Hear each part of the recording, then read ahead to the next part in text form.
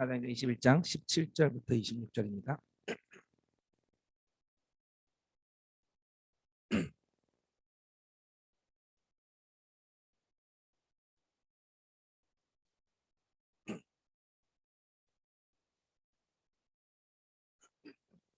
예루살렘에 이르니 형제들이 우리를 기꺼이 영접하거늘 그 이튿날 바울이 우리와 함께 야고보에게로 들어가니 장로들도 다 있더라.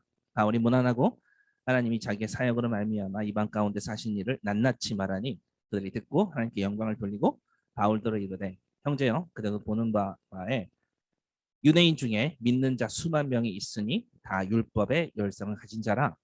내가 이방에 있는 모든 유대인을 가르치되 모세를 배반하고 아들들에게 할 일을 행하지 말고 또 관습을 지키지 말라 한다 함을 그들이 들었도다. 그러면 어찌할꼬 그들이 필연 그대가 온 것을 들으리니 우리가 말하는 이대로 하라. 서원한 네 사람이 우리에게 있으니 그들을 데리고 함께 결례를 행하고 그들을 위하여 비용을 내어 머리를 깎게 하라. 그러면 모든 사람이 그대에 대하여 들은 것이 사실이 아니고 그대도 율법을 지켜 행하는 줄로 알 것이라. 주를 믿는 이방인에게는 우리가 우상의 제물과 피와 목매어 죽인 것과 음행을 피할 것을 결의하고 편지하였느니라 하니 바울이 이 사람들을 데리고 이튿날 그들과 함께 결례를 행하고 성전에 들어가서 각 사람을 위하여 제사 드릴 때까지의 결례 기간이 만기된 것을 신고하니라. 아멘. 말씀 가지고 함께 주님께서 주시는 메시지 듣도록 하겠습니다. 먼저 한 가지 질문 드리려고 하는데요. 바울은 율법에 대해서 뭐라고 항상 뭐라고 말을 했죠? 네. 율법에 대해서는 율법을 주장하거나 할례를 주장하거나 하면 천사라도 저주를 받을지어다 라고 했습니다. 근데 문제가 하나 있습니다. 오늘 본문에 문제가 있어요. 자, 예루살렘 교회에서 바울에게 무엇을 요청했죠? 예루살렘 교회에서 바울에게 뭐라고 요청했어요?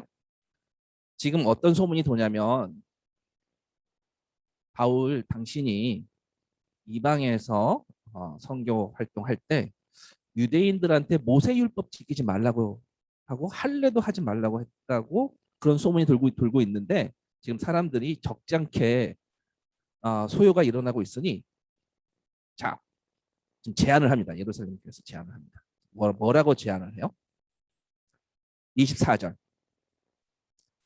그들을 데리고 함께 결례를 하고 결례는 뭐냐면 이제 정결 예식이에요. 정결 예식을 왜 합니까? 이방인들과 함께 지냈었기 때문에 그들의 율법에 의하면 3일 혹은 7일 3일 혹은 7일의 정결 기간을 가져야 다시 정한 상태로 돌아올 수 있다. 그렇게 율법이 규정하고 있기 때문에 그것을 따라간 거죠. 그래서 결국에는 뭐예요? 24절에 보면은 그대에 대하여 들은 것이 사실이 아니고, 그러니까 바울에 대해서 바울이 율법을 그렇게 무시하는 게 아니야. 사실이 아니고 바울도 율법을 지켜 행하는 줄로 알 것이다. 자, 여기에 심각한 고민이 생깁니다. 바울이 율법을 지켜 행한다. 여러분, 바울이 율법을 지켜 행한다라는 이 표현, 네, 좀 심각하게 고민해 보셨을 거라고 믿는데요. 네, 조금 의아하죠. 바울은 하나님의 은혜의 복음을 강조했었는데 지금 바울이 율법을 지켜 행하는 것을 나타내고자 해요. 그러니까 바울은요, 선교 과정에서 단호하게 율법이 아니라고 아주 강력하게 강조를 했습니다. 이방인 신자들에게 강조한 사항입니다. 그들이 유대인이 되고 그 다음에 복음을 받아들이는 것이 아니라 율법을 통하지 않아도 된다라는 이야기를 하고 있는 것입니다. 그래서 약간 좀 오해가 있는 부분은 있어요. 이 이야기를 이제 이방인이 율법의 무가치함과 할례가 소용없음을 이방인들에게 얘기한 건데 오히려 소문은 어떻게 났어요? 유대인들에게 그렇게 가르쳤다라고 소문이 납니다. 어쨌든 그렇다 할지라도 이방인 신자들한테는 뭐 어떻게 보이겠어요? 아니 자기는 율법이 아무것도 아니라고 하면서 갑자기 예루살렘에 가서 지금 상황이 안 좋으니까 율법을 지키려고 한다? 좀 이거는 좀 의아하죠. 말이 앞뒤가 안 맞을 수 있지 않습니까? 뭐 요즘 같으면은 요즘 뭐 신문에 그 대선 주자들 이야기도 많이 나오고 있는데 대선 주자 누가 자기가 공약했던 것과 다른 행보를 가고 있다. 뭐 그러면은 뭐 난리 나겠죠. 어쨌든 지금 바울은 자기가 공약한 내용과 다른 행보를 걷고 있는 거예요. 본문 가운데 보면 율법을 인정하는 것처럼 보이거든요. 그렇죠? 네. 자, 우리가 여기서 한 가지 분명히 짚고 넘어갈 게 있습니다. 율법은요, 구원의 조건이 될 수가 없습니다. 그러니까 율법을 통해서 하나님께 은혜를 얻는 게 아니고요. 그것을 감안한 상태에서 진행되는 일이라고 보시면 되고요. 하나님의 은혜를 받기 위해서 그 근거로 율법을 준수하는 게 아니다라는 거죠. 바울이 그런 관점으로 시종 1관 자신의 서신서에서 계속 그 주장을 하고 있습니다. 자, 반드시 오늘 짚고 넘어가야 될 부분이 하나 있는데 바울이 지켜 행하는 것처럼 보이니까 우리도 여기에 해당될까요? 안 될까요? 해당될 수 있겠죠. 우리도 율법을 지켜 해야 될 것 같은데 어떤 의미로? 그래서 오늘 그 어떤 의미인지를 두 가지 관점에서 살펴볼 건데 하나는 1부에서 하나는 나머지 하나는 2부에서 살펴볼 거예요. 2부 오후 우리 남은 시간에 왜냐하면 지금 바울이 율법을 지켜 행하는 것을 지금 보여주고자 지금 디스플레이 하려고 나타내려고 DP하려고 하는 거거든요. 지금 율법을 지켜 행하는 것을 그러니까 성경에 적어 두셨으니까 이게 우리한테 어떤 의미가 있는지 우리도 반드시 봐야 된다는 거죠. 우리는 이 율법의 의미를 두고 있지는 않지만 적어도 이 율법의 의미를 두는 사람들 혹은 우리처럼 율법이 아니라 하나님의 은혜의 복음을 외치는 자들 모두 율법의 의미를 두는 자들 또 하나님의 은혜의 복음을 외치는 우리 복음주의자들 모두에게 왜 이런 행보를 취했는지 설명이 반드시 필요합니다. 그래서 오늘 지금 바울의 적은 바울이에요. 네, 바울의 적은 바울입니다. 율법을 지키는 바울과 은혜의 복음을 외치는 바울. 우리 두 바울에 대해서 봐야 됩니다. 율법, 모세에게 주신 하나님의 기준이죠. 하나님의 기준. 그거하고 은혜의 복음에 대해서 좀 고민을 좀 해야 됩니다.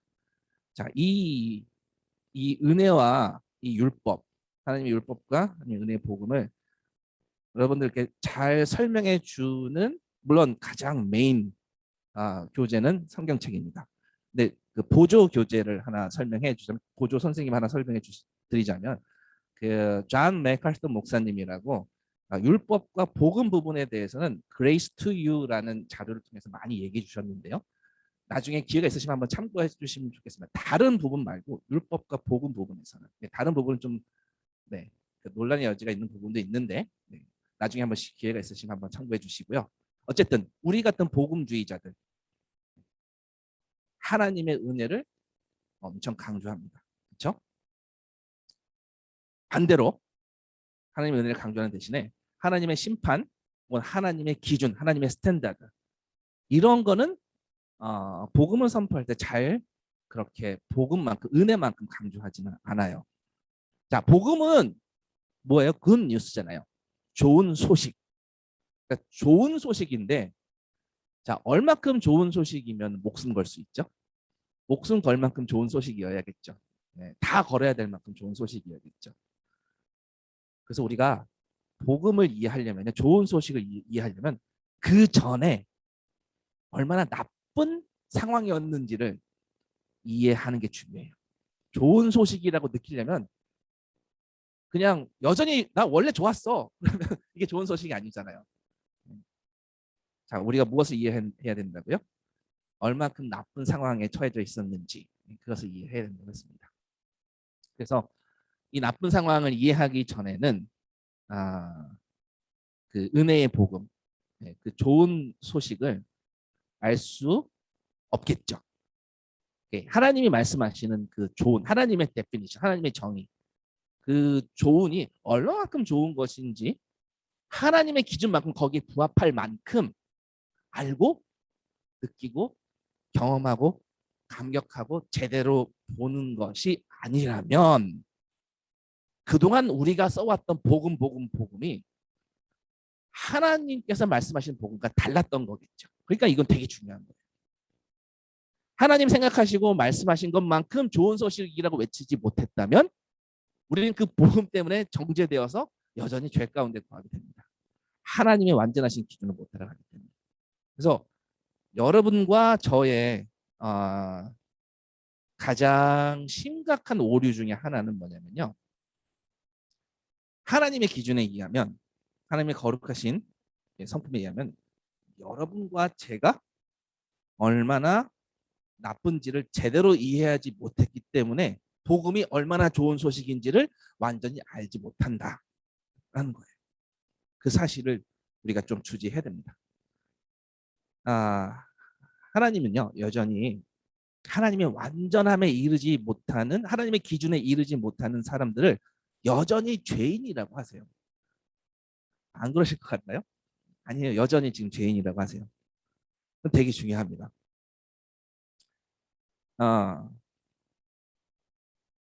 왜냐하면 그 율법은요. 하나님의 기준을 선포한 그 율법은 지금 완전히 없어진 게 아니에요. 주님께서도 그런 식으로 말씀하시진 않았습니다. 그러면 지금 바울이 지켜 행한 율법은 무엇이고 성경에서 말하는 율법은 무엇인지 이 정의부터 제대로 짚고 넘어가야 될 것입니다. 만약에 하나님께서 선포하시는 것만큼 하나님의 기준을 모르고 하나님 선포하시는 만큼 하나님 편에서 좋다라고 얘기하는 것에 잘 이해하지 못한다면 우리는 계속 이 죄인의 실상에서 벗어날 수가 없을 거예요. 여전히 하나님의 완전함에 이르지 못하고 있기 때문에 복음을 듣는다고 해도 그래서 굿 뉴스네 좋네 라고 해도 여전히 죄인일 수 있다는 거예요. 자, 한 가지 질문 드리겠습니다. 구원이 무엇입니까?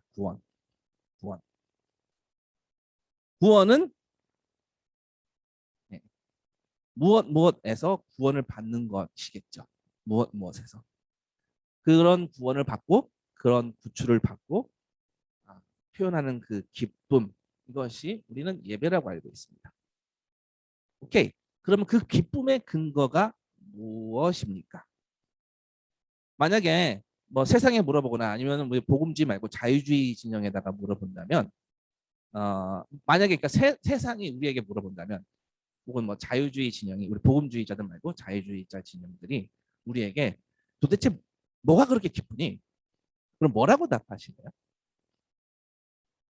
그러니까 그 복음의 굿뉴스, 그 소식, 좋은 소식, 그 위대한 소식.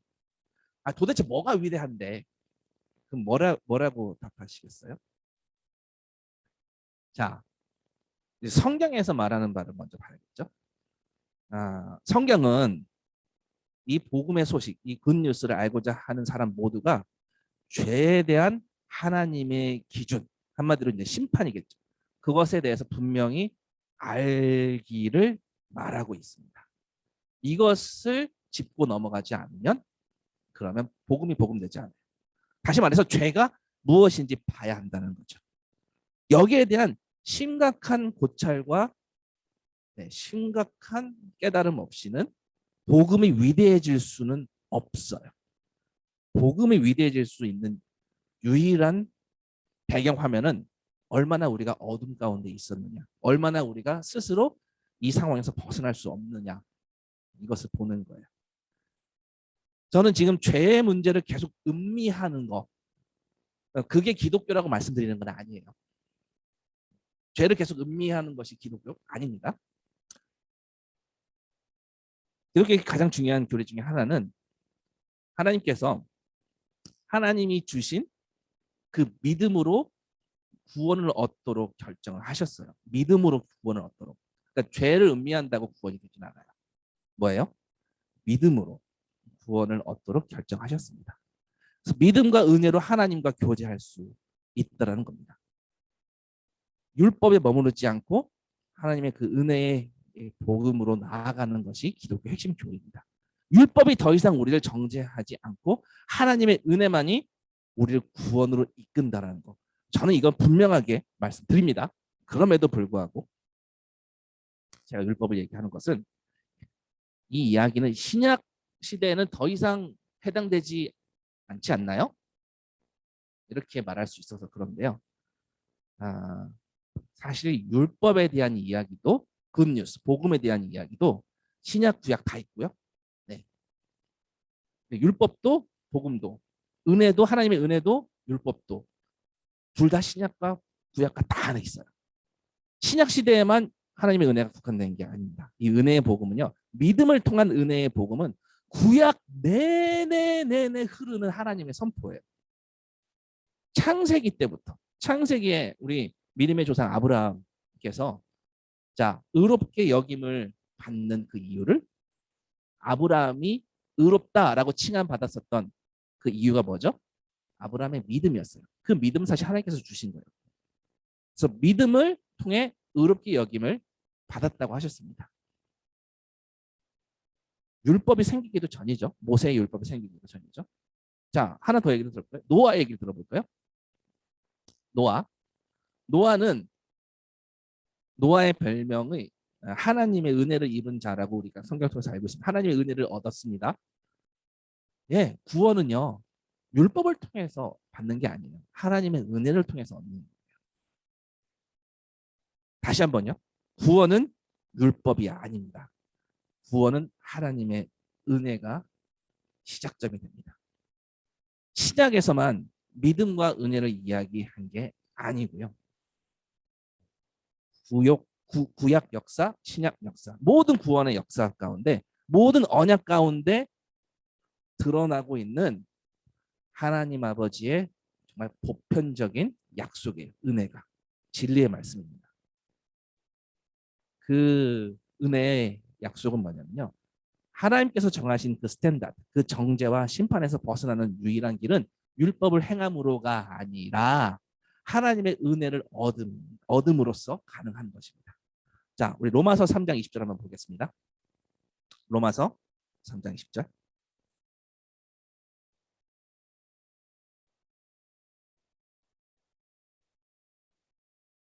로마서 3장 20절. 그러므로 율법의 행위로 그의 앞에 의롭다 하심을 얻을 육체가 없나니 율법으로는 죄를 깨달음이니라. 율법으로는 뭘 깨달아요? 죄예요. 자, 율법이 구원하나요? 아니면은 어떤 역할이라고요? 죄를 아는 것이에요. 죄를 깨닫는 거. 21절. 이제는 율법 외에 하나님의 한 의가 나타났으니 율법과 선지자들에게 증거를 받은 것이라. 기독교의 핵심 교리죠. 핵심 교리입니다. 로마서 4장 15절에 바울이 어떤 말을 하냐면요. 로마서 4장 15절 보면요. 율법은 진노를 이루게 하나니 율법이 없는 곳에는 범법도 없느니라. 자, 율법은 반드시 뭐예요? 하나님의 기준이 딱 정해져 있으면 그 다음 뭐예요? 그 기준대로 하나님이 판단하시는 거죠. 심판하시는 거죠. 하나님의 진노죠. 율법 때문에 생긴 것입니다. 진노를 이루게, 그러니까 율법은 진노를 가져온다는 얘기죠. 5장 13절에 죄가 율법 있기 전에도 세상에 있었으나 율법이 없었을 때에는 죄를 죄로 여기지 아니하였느니라. 죄를 죄로 여기는 거 이게 언제까지라고요? 자, 죄를 죄로 여기는 것 언제까지냐면요. 하나님의 법, 하나님의 율법, 하나님의 기준이 무엇인지 정확하게 모세를 통해서 제시되었을 때, 알려졌을 때, 네, 그때까지요. 다시 말해서 율법을 통해서 하나님의 기준이 아주 정확하고 타협함 없이 정확히 네, 알려 주십니다. 이것을 통해서 율법을 통해서 하나님의 기준이 무엇인지 알려 주신다고요.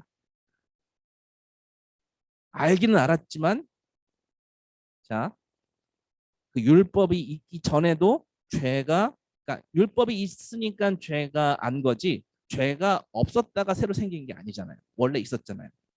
그렇죠? 아담을 통해 들어왔습니다. 첫 아담을 통해서. 그 순간부터 모세에게 하나님의 법이 돌판에 새겨지기 전까지 적혀 있는 법은 없었습니다. 근데 죄는 원래부터 있었다는 거죠. 자, 그 죄가 어떤 것이었는지를 어렴풋이는 알아도 완전히 이해가 가능했었던 순간은 언제라고요? 모세의 율법이 주어졌을 때. 하나님이 어떤 분이라고 나타내셨을 때. 하나님의 기준, 그 강렬한 하나님의 채점표. 절대 이 채점표는요, 한번 딱 제시하면요, 이 채점표는 영원히 변하지 않습니다.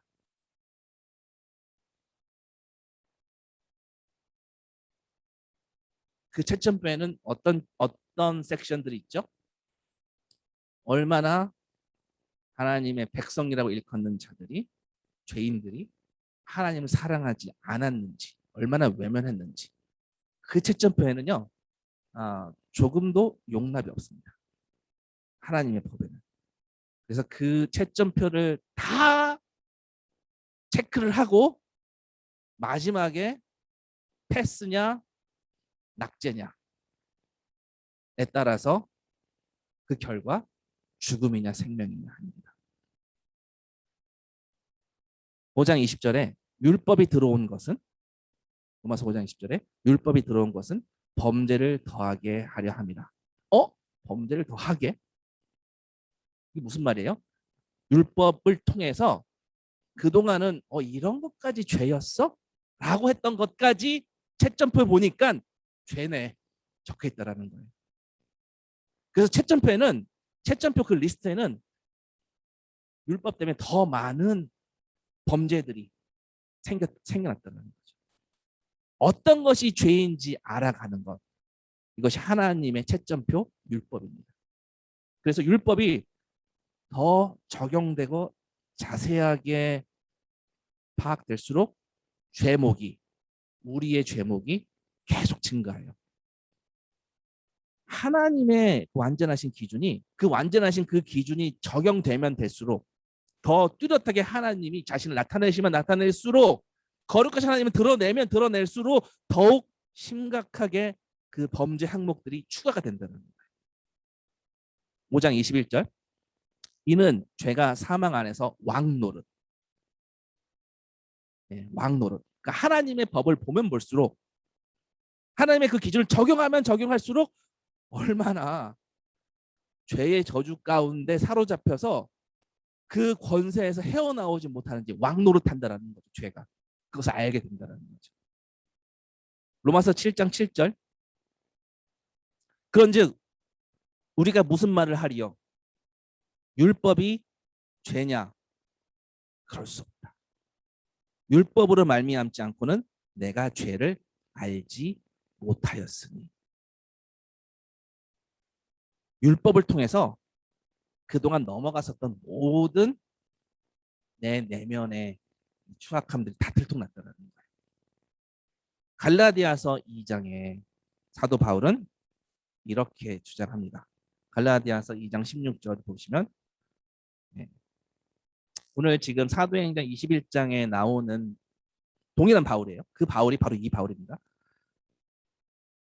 이 선교행을 다녀온 예루살렘에 있는 지금 바울이 지금 갈라디아 교인들에게 이런 주장을 했다라는 것을 놓치지 마십시오.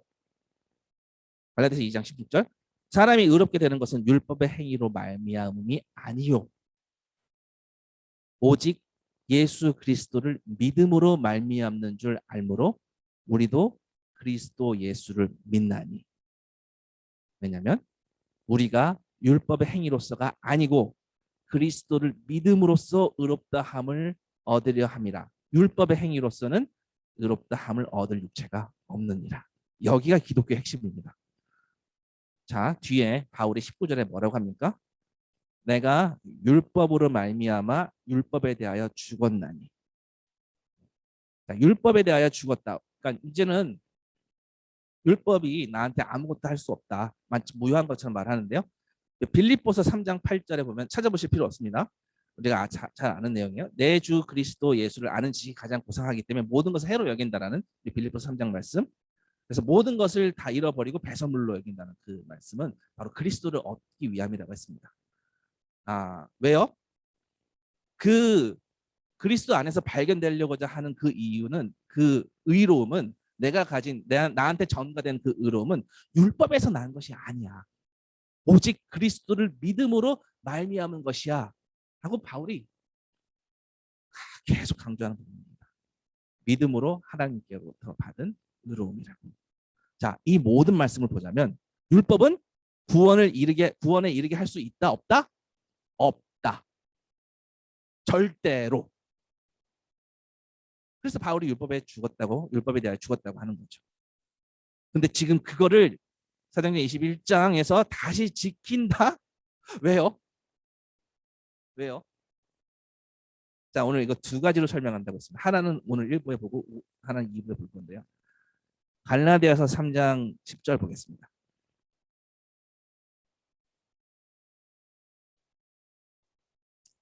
갈라디아서 3장 10절.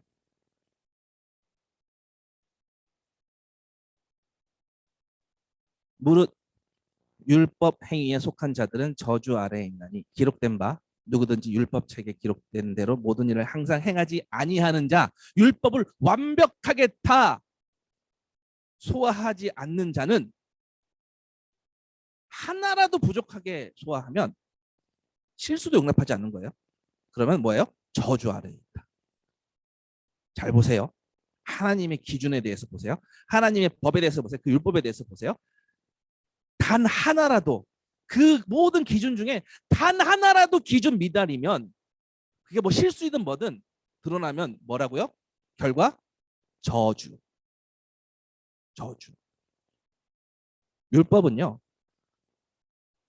구원에 절대 이르게 할 수 없습니다. 계속 저주스러운 상황으로만 이끌어갑니다. 그럼 도대체 이런 하나님의 기준을, 하나님의 법을 드러내신 이 율법의 의도가 뭐예요? 아까 말씀드렸던 것처럼 죄 문제죠. 죄 문제를 드러내시는 거잖아요. 자, 레위기에서 나오는 그 기준, 하나님의 죄를 향한 그 기준, 시내산에서 주신 하나님의 그 율법, 그 법칙들이요, 오늘날도 여전히 유효한다는 사실을 잊지 마시기 바랍니다. 그 하나님의 기준은 모세에게 나타난 하나님이나 바울에게 나타난 하나님이나 지금 우리에게 나타난 하나님은 동일한 하나님이세요. 조금도 타협하시지 않습니다. 자, 그 기준들은요, 레위기 통해서 보시겠지만 여러 도덕적인 기준들도 많이 나와 있는 것처럼 보입니다. 물론 그 안에는 영적인 분명한 메시지들이 있습니다. 그 기준들 전부 포함해서요. 그거를 윤리적인 기준이라고 말한다 쳐도 다 포함해서 하나님이 얼마나 우리와 다른 관점을 가지신 분이신지를 소스라치게 설명하세요. 정말 우리가 그걸 보면 소스라치게 놀라요. 이 정도였어?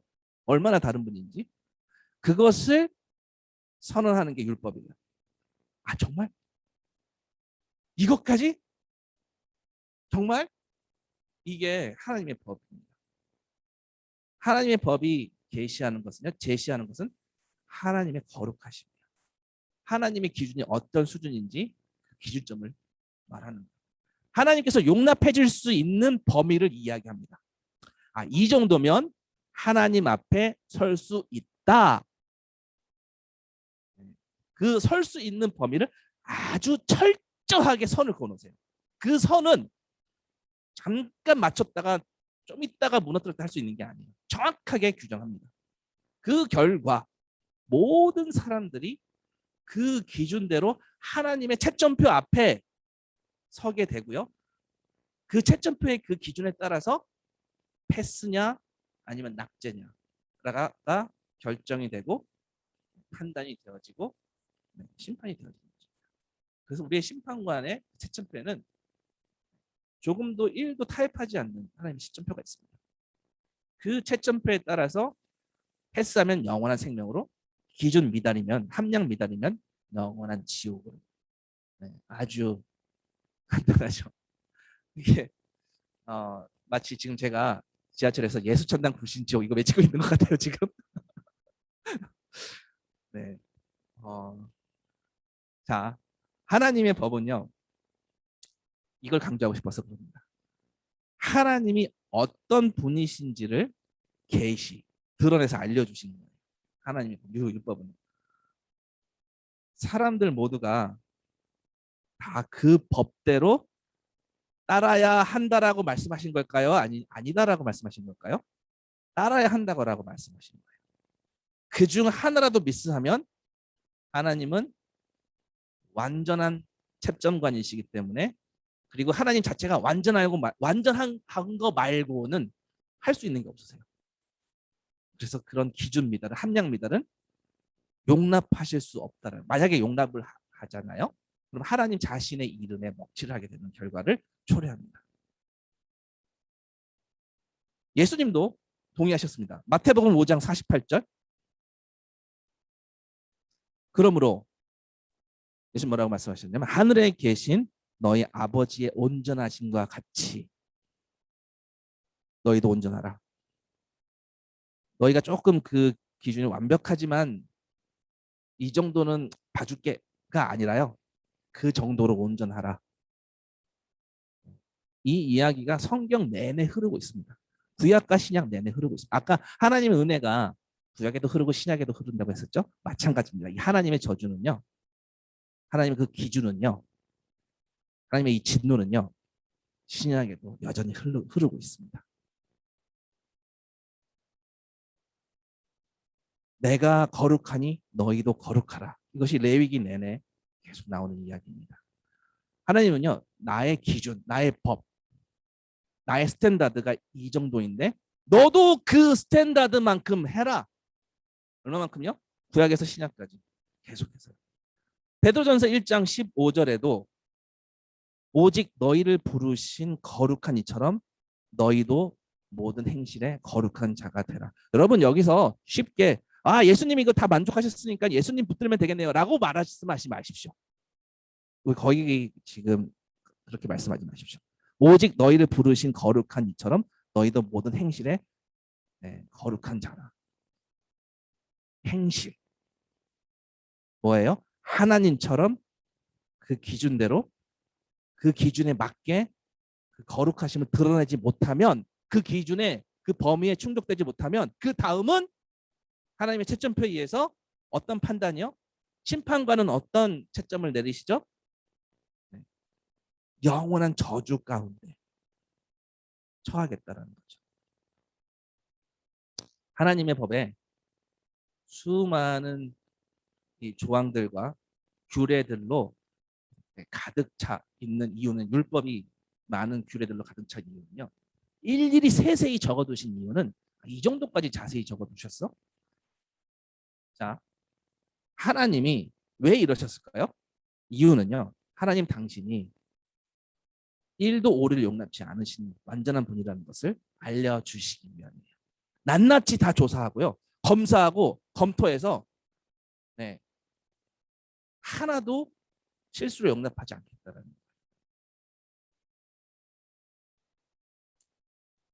거예요. 어렸을 때 저희 아이들 어렸을 때 그 DT라고 하는 것을 했었거든요. 디보션 타임이라고 큐티를 했었는데, 이제 교회에서 나눠주는 큐티를 월화수목금토하고 주일날 이제 선생님한테 제출하는 겁니다. 근데 그 큐티에 월화수목금토 다 한 줄 알았더니 얘가 수요일을 빼먹은 거예요. 교묘하게. 그러면 부모인 저는 에이 하고 넘어갔지만, 지금 하나님의 기준에 의하면 조금의 기준 미달도, 함량 미달도 안 되는 거예요. 너무하지 않나요? 우리가 그 기준에 1도 용납되지 않는 자들인지를 하나님 완전히 만천하에 까발리세요. 율법을 통해서. 우리의 죄성이 얼마나 심각한지를 나타내기 위해서 하나님의 기준을 딱 결정해 놓으세요. 이 결정된 구간이 구약 구간인가요? 아니면 신약 구간인가요? 아니면 전체인가요? 신구약 전체입니다. 구약에만 해당되는 게 아닙니다. 구약의 하나님의 성품 그대로 거룩하신 하나님, 그 하나님은요. 지금도 그 급의 거룩함을 유지하고 계세요. 하나님 그 급의 거룩함을 유지하는 것 말고 다른 급의 거룩함을 유지하실 수 있는 방법을 모르세요. 하나님 항상 거룩하시고 완전하십니다. 동일하십니다. 영원히 영원히 그 기준을 1도 포기하지 않으세요. 절대로 변치 않으시는 분이세요. 절대 네버. 그래서 율법은요. 하나님의 법은요. 영원한 하나님의 기준과 당신의 성품을 밝히 보여주는 기능으로서 여전히 유효합니다. 지금도 앞으로도 영원히 구약에서도 신약에서도 그 거룩함처럼 그 기준처럼 우리에게도 신약 백성들에게 동일한 기준을 적용하시고 너희도 그렇게 살라고 합니다. 내가 거룩하니 너희도 거룩하라. 이 율법의 보이스를 이 목소리를 여전히 그대로 지금도 같은 강도로 강렬하게 내고 계시고 있어요. 하나님 절대 불변하십니다. 절대요. 모세의 하나님은 바로 지금 우리의 하나님입니다. 모세 이전에 돌판에 하나님의 규칙들을 법들을 하나님 나라의 그 기준들을 제시하시기 전에도 하나님은요 다른 방법으로 하나님의 기준에 대해서 말씀하시긴 했어요. 사람들의 내면에 양심이라는 것을 심어 놓으셔서 어렴풋하게나마 완전하긴 모르지만 어렴풋하게나마 하나님의 기준에 대해서 적어도 도덕적으로는 알게끔 해주셨어요. 물론 불완전합니다. 스스로 점검토록 하는 기능을 우리 안에 심어주셨어요. 완전하지는 않은 기준이지만요. 왜죠? 양심은 항상 털나요. 네, 양심은 항상 자기 이익에 맞게 움직입니다. 로마서 2장에 자 뭐라고 되어 있냐면 로마서 2장 14절에 14절 15절에 율법 없는 이방인이 그러니까 모세 율법이 적용되지 않는 그러니까 돌판에 새겨준 하나님의 법이 그 기준이 전혀 작동하지 않는 곳에서도 본성으로 율법의 일을 행할 때는 이 사람은 율법이 없어도 자기가 자기에게 율법이 됩니다. 왜요? 왜? 하나님의 기준이 적용이 됩니다. 왜요? 불완전하지만 이런 이들은 그 양심이 증거가 돼요. 그 양심이 증거가 돼요. 저게 실인가 봐요. 네, 아우 주진자매님 대신에 이렇게 답변을 잘하는 주진자매의 스마트폰. 제가 너무 소리를 크게 질렀나 봐요. 핸드폰도 감동시킵니다, 제가. 네. 자, 그 양심이 증거가 되어 로마서 2장 15절 그 생각들이 고발하고 변명해요. 그 마음에 새긴 율법의 행위를 나타내는 것은 뭐예요? 하나님이 이런 양심이라는 것을 사람 안에 두셔서 작동하게끔 했습니다. 완전하게 작동되지는 않았지만 이스라엘에게는 하지만 특별히 어렴풋이 말고 정확하게 알려주셨어요. 자신은 언약 백성들 내 거니까. 이러면 내 거 하고 싶지 않겠죠. 그러나 우리는 반전이 기다리고 있습니다. 조금만 참으십시오. 시내산 언약 사건에서 언약 백성들에게 하나님께서 율법을 밝히 알려주셨어요. 그 율법이 어디에 요약되어 있죠? 10계명에 요약되어 있죠. 그 10계명도 두 가지로 요약하면 내 마음을 다하고 목숨을 다하고 뜻을 다하고 주 너의 하나님 사랑하고 또 내 이웃을 내 자신과 같이 내 몸과 같이 사랑하라. 이 두 계명이 예수님께서 뭐라고요? 온 율법과 선지자의 강령이다라고 했습니다. 아무튼 이러한 기준은요. 이러한 스탠다드는 하나님의 어떠하심을 요약해 놓은 거예요. 그 어떤 기준법 위에 상위에 있는 하나님의 법, 어떤 도덕적 기준법 위에 있는 내용입니다. 좀 전에 말씀드린 두 가지 축약된 하나님의 율법, 하나님과의 관계 그리고 이웃과의 관계 이거잖아요. 자, 우리가 율법을 보면 하나님의 법을 보면요, 하나님의 의도대로 사람이 나아가지 않고 하나님을 마음을 다하여 생명을 다하여 사랑하지 않는다면 그 채점표에는 조금이라도 한 명 미달이면 아웃이에요. 이웃 사랑도 마찬가지. 전에 이 정도까지는 그래도 노력 좀 이 정도 했으면 됐지 않았을까라고 여겨지는 모든 것까지 다 아웃이에요. 다 죄예요. 그래서 법 때문에 하나님의 기준 때문에 계속 죄의 리스트가 계속 늘어나요. 함량 미달, 기준 미달, 네, 이런 거예요. 무한히 늘어납니다. 그러면 도대체 뭐예요 이것이? 이 하나님의 율법은 뭡니까? 갈라디아서 3장 19절에 바울이 이렇게 외칩니다. 전에 죄라고 여기지 않은 것들까지도 다 죄가 되고 하나님이 더 보여주면 더 보여줄수록 문제가 더 심각해지고 하나님을 알면 알수록 죄가 더 증가하고 더 깊어지는 거예요. 그럼 율법은 무엇이냐? 갈라디아서 3장 19절. 범법함으로 더하여진 것이라. 더하여진 것이라. 천사들을 통하여 한 중보자의 손으로 베푸신 것인데 약속하신 자손이 오시기까지 예수 그리스도가 오시기까지 있을 것이라. 보세요. 그런즉 율법은 무엇이냐? 네, 범법함으로 더하여진 것이라 했습니다. 계속 읽어보겠습니다. 그 중보자는 한 편만 위한 자가 아니나 하나님은 한 분이시니라. 그러면 율법이 하나님의 약속들과 반대되는 것이냐? 결코 그럴 수 없느니라. 만일 능히 살게 하는 율법을 주셨더라면 의가 반드시 율법으로 말미암아 쓰리라. 그런데 아니라는 거죠. 성경이 모든 것을 죄 아래 가두었으니 이는 예수 그리스도를 믿음으로 말미암는 약속을 믿는 자들에게 주려 합니다. 믿음이 오기 전에 우리는 율법 아래에 매인 바 되고, 자, 뭐가 먼저라고요? 율법 아래 먼저 매였습니다. 그리고 계시될 믿음의 때까지 갇혔다가 그때까지 셧다운 됐다가 24절 이같이 율법이 우리를 그리스도께로 인도하는 초등교사가 돼요.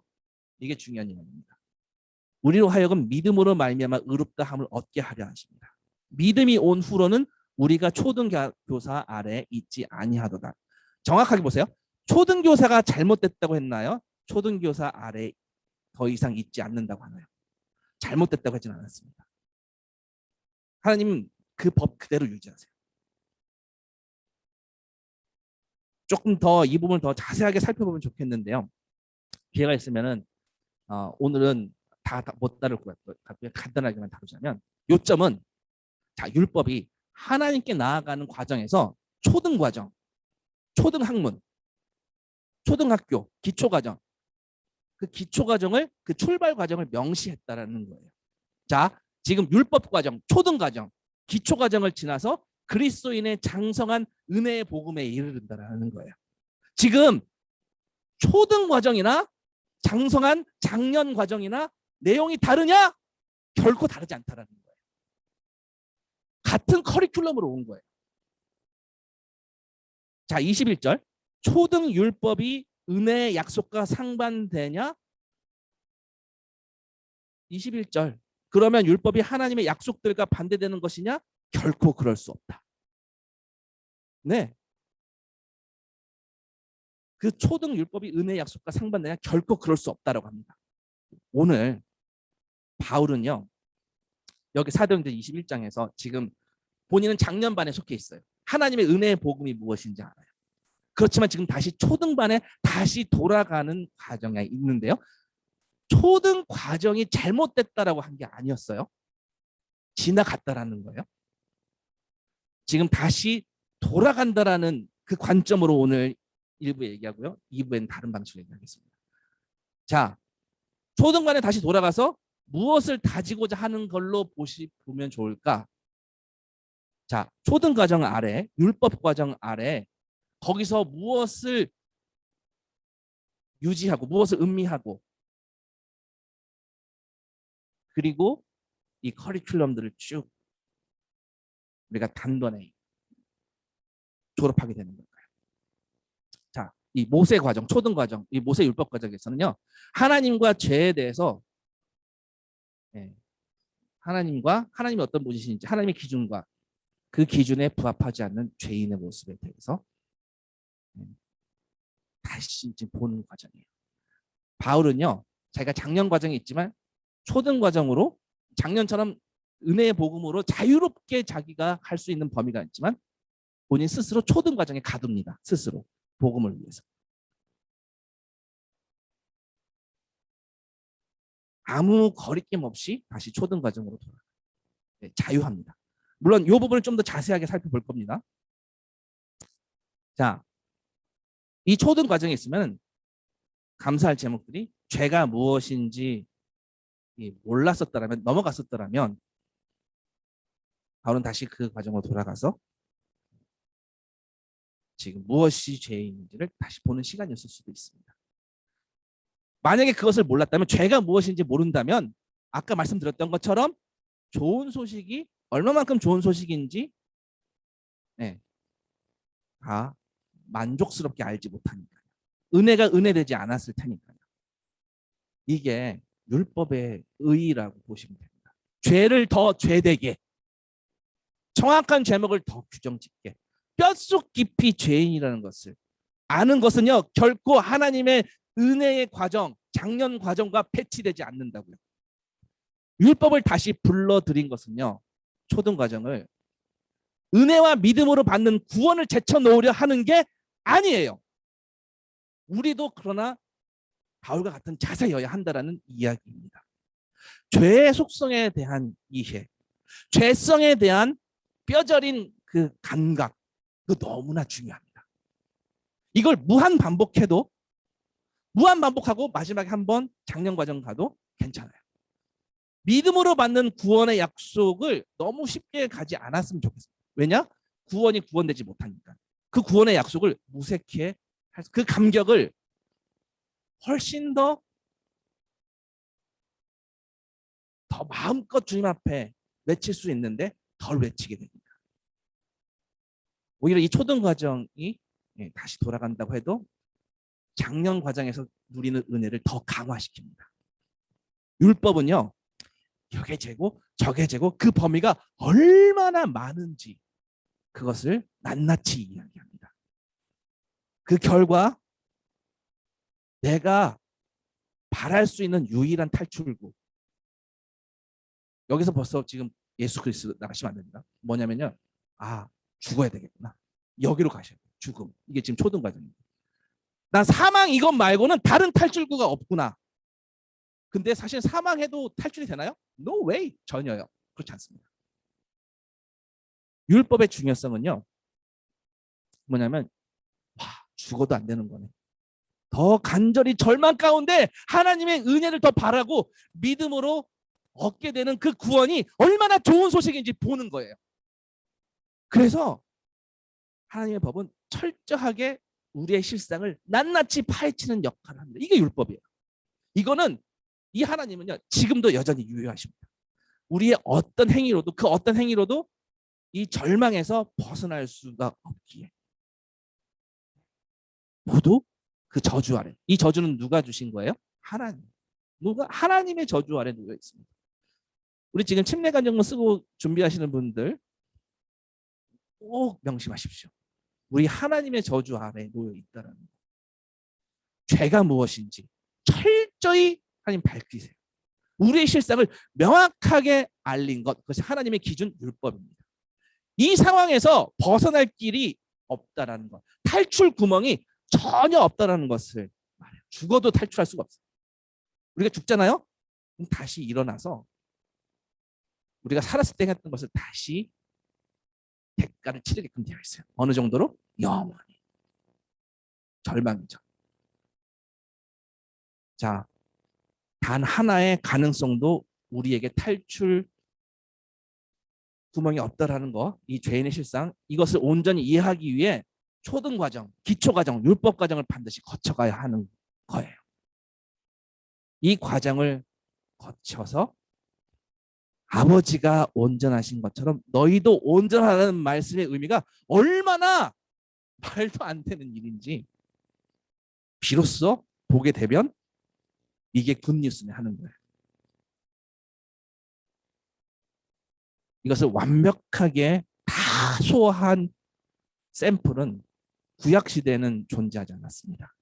신약에 와서 비로소 예수 그리스도를 통해서 그 샘플이 하나님의 기준을 만족하는 그 삶이 무엇인지 예수 그리스도를 통해서 성육신 하셔서 보여주신 것입니다. 하나님이 육신으로 오셔서 자기 자신이 정하신 그 기준을 어떻게 만족하는지를 우리가 볼 수 있도록, 우리에게 만진 바 될 수 있도록 성육신 하셔서 그때까지 사람들은 이 하나님의 율법을 완성하는 예시를 찾아볼 수가 없었어요. 절망이었습니다. 율법을 다 지켜서 가는 유일한 한 존재, 바로 예수 그리스도밖에 없습니다. 바울의 묵상은 그 정결례, 오늘 결례를 하면서 바울의 묵상은 정결례를 하면서 오직 예수였을 거예요. 이걸 완벽하게 지켜서 내가 다시는 이 정결례를 행하지 않아도 주님의 의로움 가운데 거할 수 있는 유일한 근거는 예수다. 우리가 이 예수를 외친다고 다 되는 거 아닙니다. 동시에 예수님께서 정하신 기준도 완벽하게 따라가야겠죠. 그것을 따를 수 없기에 또 절망을 느낍니다. 우리는 오늘도 또 예수님 십자가에 못 박습니다. 누구도 율법에 만족하지 않고요. 누구도 그리스도의 십자가에도 만족하지 않습니다.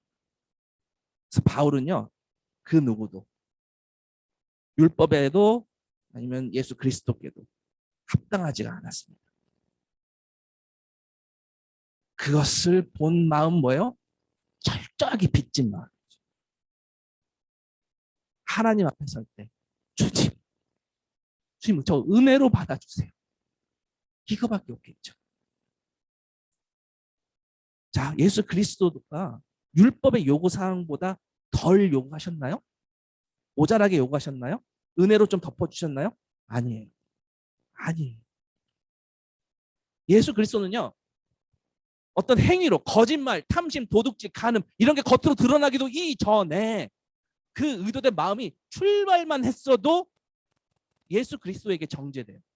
주님 그렇게 설교하셨어요. 겉으로 안 해도 이제 마음으로 한 것만으로도 더 끔찍한 하나님의 스탠다드에 갇혀버립니다. 율법에도 모자르고 그리스도에게 더더욱 모자르고. 주님의 산상수훈들, 예수님의 비유들 다 전부 다 하나님께서 모세에게 주셨던 율법 그 이상의 기준이에요. 가장 최고의 솥장이죠.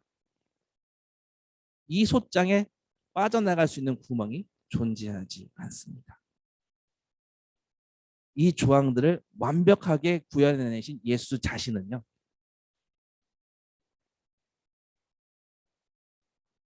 하나님께 어떤 선포를 받았습니까? 침례 받으실 때 내 사랑하는 아들이라고 기뻐한다. 왜죠? 아들 예수를 통해서 하나님의 그 기준을 완벽하게 하나님의 기준이 만족되어지고 그 기준이 만족된 것을 보고 하나님 기뻐하셨어요. 율법을 완전하게 다 이루시고 성취하시고 하나님 앞에 1도 흠이 없으셨다는 말이죠.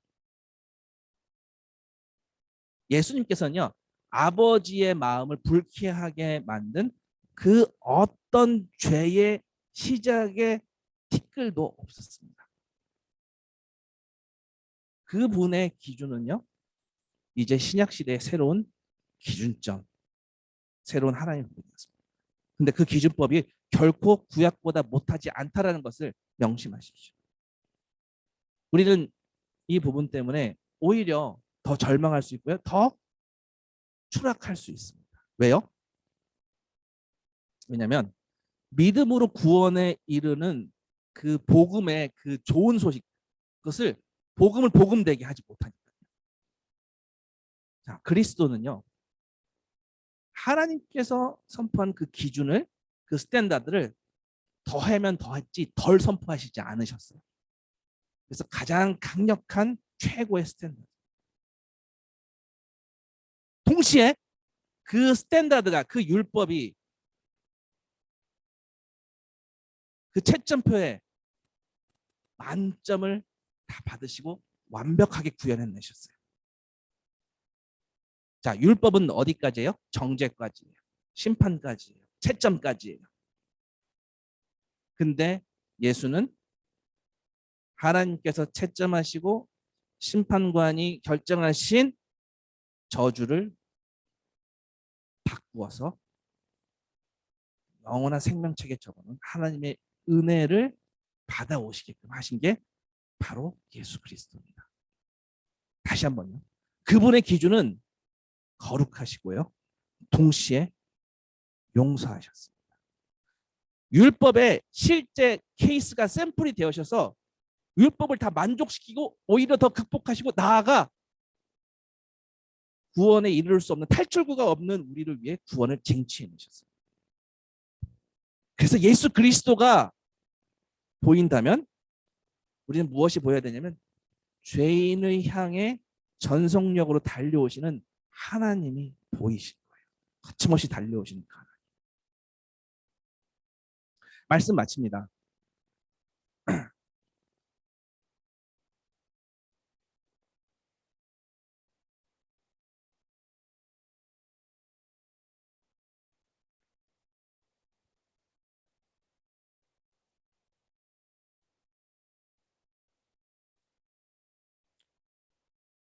오늘 초등 과정이라고 했습니다.